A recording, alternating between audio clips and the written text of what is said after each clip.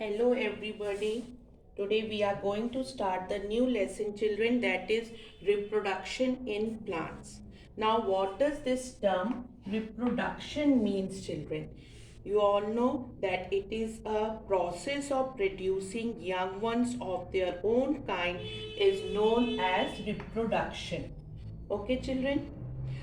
All living things ultimately die, but before they die, many of them produce young ones. What does they do? Children, they produce young ones. Many of them produce young ones of their own kind. Of their own kind. Fine. So, how can we define this term reproduction? The process of producing young ones of their own kind is known as reproduction. And so, it is because of reproduction only children that the life continues from generation to generation. Life continues from generation to generation. Okay? From generation to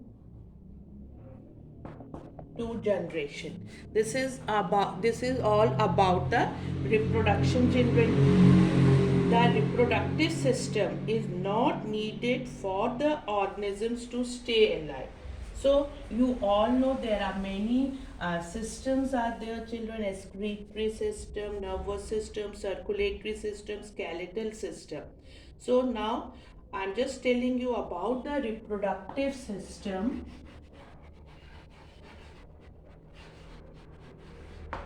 Reproductive system is not needed for the organism to stay alive. However, without it, as I have told you, it is because of reproduction that life continues from generation to generation. So, however, without it, the organisms cannot produce offspring and therefore cannot continue its species. Okay. Therefore, it cannot continue its species children. Now we are going to discuss about the reproduction in plants children. Okay. The lesson is reproduction in plants. So the flowers are the reproductive part of a plant. Flowers are the reproductive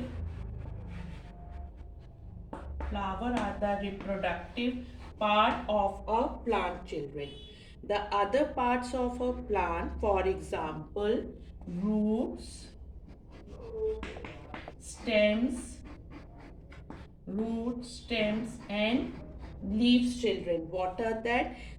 Roots, stems and leaves are known as the vegetative parts of a plant. What are they known as? They are known as children vegetative parts of a plant. Now, what are the two methods of the reproduction in plants? The two methods of reproduction is children. One is asexual reproduction and other is a sexual reproduction. Okay children, asexual and sexual reproduction. There are two methods. One is asexual and other is sexual reproduction. Fine. Now what happens in the asexual reproduction children? Only one parent is needed. In this case, only one parent is needed, resulting in offspring that are exact copies of the parent. These are the exact copies of the parent children. Exact copies of the parent. In plants, asexual reproduction occurs without seeds. Just keep it in your mind, these children, that in asexual reproduction occurs without seeds. Now, if we talk about the sexual reproduction, two parents, one male and female, are involved, and the offsprings are not exact copies of either parent. Okay. In plants, sexual reproduction occurs with what children? By the formation of the seeds. By the formation of the seeds. As I have told you, for the asexual reproduction, reproduction occurs without seeds, but in the sexual reproduction, the reproduction occurs by the formation of the seeds. Now we will discuss about the asexual reproduction in plants. There are many forms of asexual reproduction in plants. So first of all, we will discuss about the fragmentation, children. Okay, first method we are going to discuss about the fragmentation. There are fragmentation, budding and spore formation, children. So what happens in the fragmentation? In fragmentation, the body of the parent breaks into distinct pieces, each of which can produce an offspring. In the slimy green algae that you can see growing in stagnant water, reproduction occurs by the process of fragmentation. So example is, children, Sparrowgera. Okay, it is an alga, children. Now about the second method, that is the budding. Okay. Now in budding, the bulb-like projections called bulb occurs on the body of the parent organism. Okay, children. So this is a bud. This bud grows into an offspring and may eventually break away from the parent.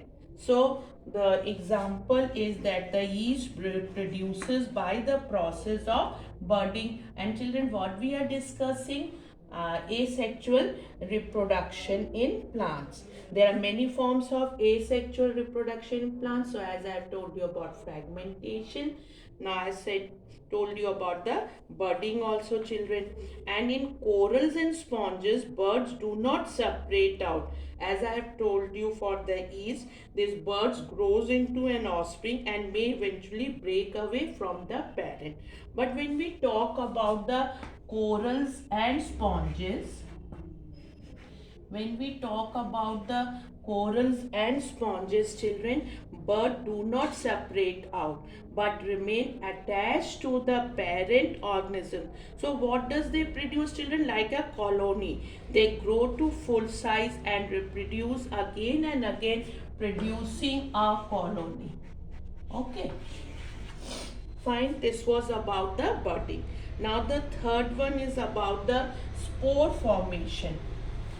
Spore formation, children. Next is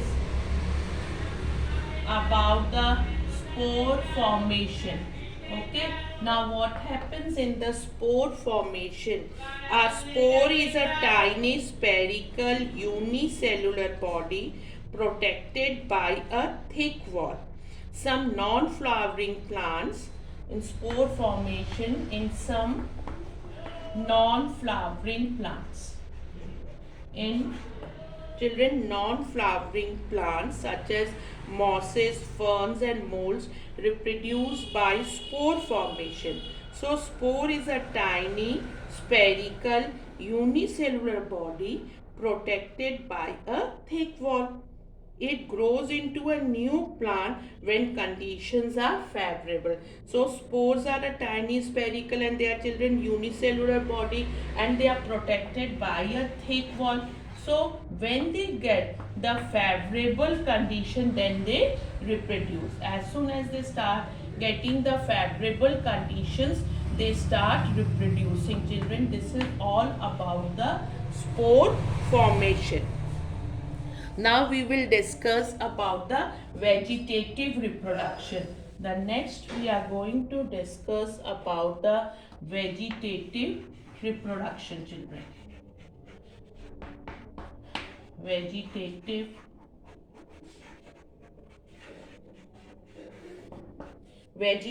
reproduction. When new plants are produced from the vegetative parts of the mother plant, vegetative parts of the children of the mother plant children. What are that? As in the starting I have told you, it is children root, stem and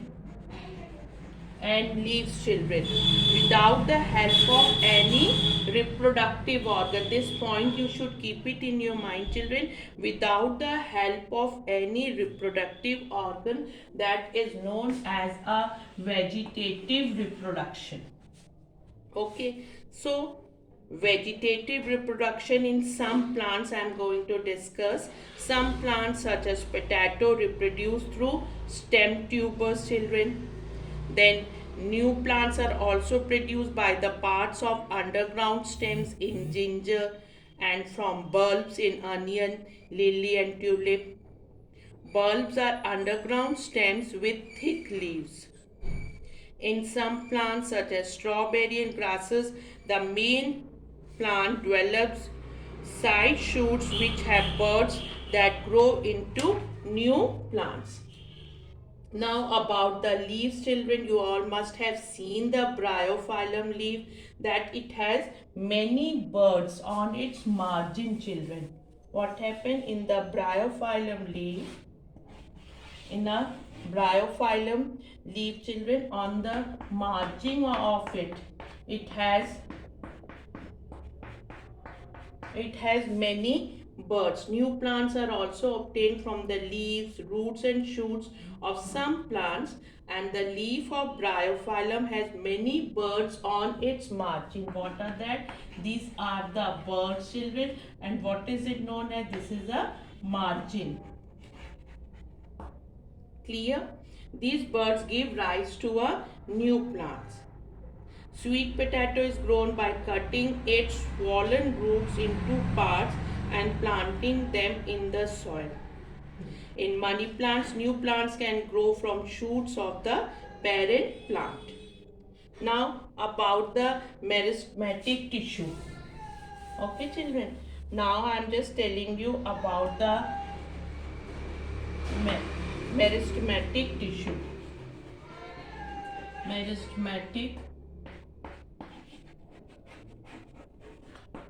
tissue.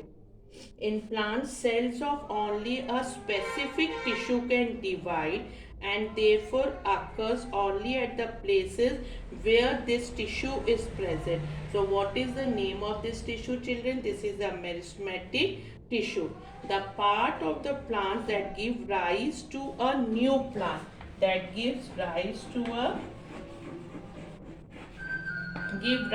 a new plants contain meristematic tissue. Okay, then we will discuss some of the artificial methods of vegetative reproduction. Now the artificial methods of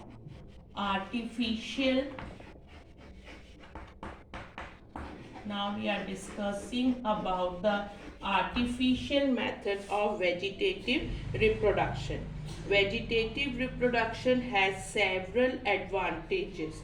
Therefore, several artificial methods have been developed for vegetative reproduction. These are commonly used to grow many plants from one plant. From one plant, many plants. The process of growing new plants by artificial method, that is known as artificial propagation.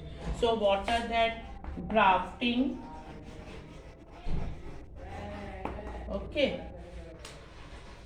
Children, the method is commonly used in horticulture to develop new varieties of fruit plants. It consists of keeping a twig or a bud of one plant over the cut stem of another plant and tying them up together. The stalk should have an extensive root system. What is that stalk children? Over the cut stem of another plant. So that stalk, what should the stalk have? The stalk should have an extensive root system under the soil. Okay children, then the stalk only supplies the essential nutrients to the cycle also, in which keeping a twig or a bud of one plant, that is known as cycle.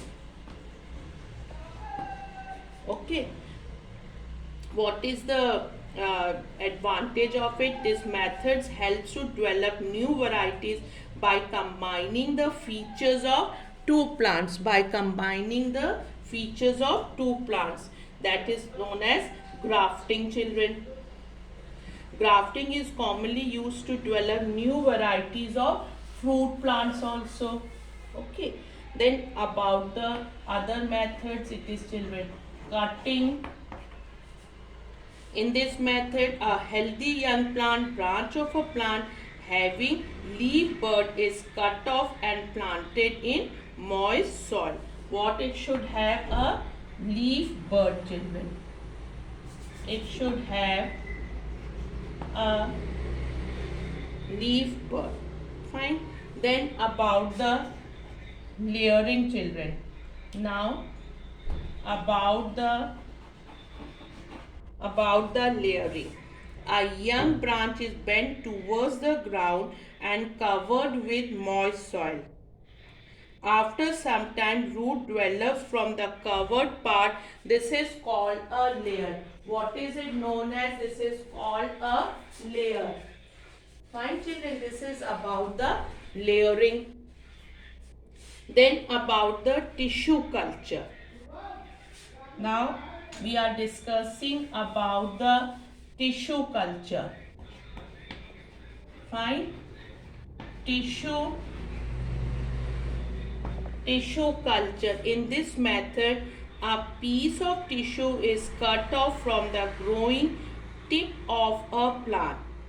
The cells are separated and kept in a nutrient medium under controlled conditions. Then, children, what happens? The nutrient medium contains hormones that make the cells divide and form group of cells. Then they form group of cells, children. What does they form? They form group of cells. Okay, group of cells are formed, children. Roots also develop. These are then kept in a different nutrient medium containing hormones that enable shoots to develop. The different plantlets can now be grown in pots of soil. This is all about the tissue culture. Now, what are the advantages and disadvantages of vegetative reproduction, children? We are going to discuss about the advantages and disadvantages of vegetative reproduction. Fine, children. Now it allows them to produce new plants quickly. Advantages: it allows them to produce new plants quickly, and the plants produced by this method are exact copies of the parent plant. They have no variations. These are the advantages, children. Now about the disadvantages. What are the disadvantages? All plants have the undesirable characteristics of the parent plant, children. Okay. Germs can get passed from the parent to the offspring, which does not happen in plants produced by seeds. This all were the advantages and disadvantages of the vegetative reproduction, children. So we had discussed about that reproduction is the process of producing new individuals of the same kind. Then we discussed that the asexual reproduction involves only one parent. Then their methods we have discussed, that are budding, fragmentation, spore formation, vegetative reproduction. Then we discussed about the grafting, cutting, layering and tissue culture are some methods of vegetative reproduction in plants, children. Then several artificial methods have been developed for vegetative reproduction. This all we have discussed today, children. Thank you so much.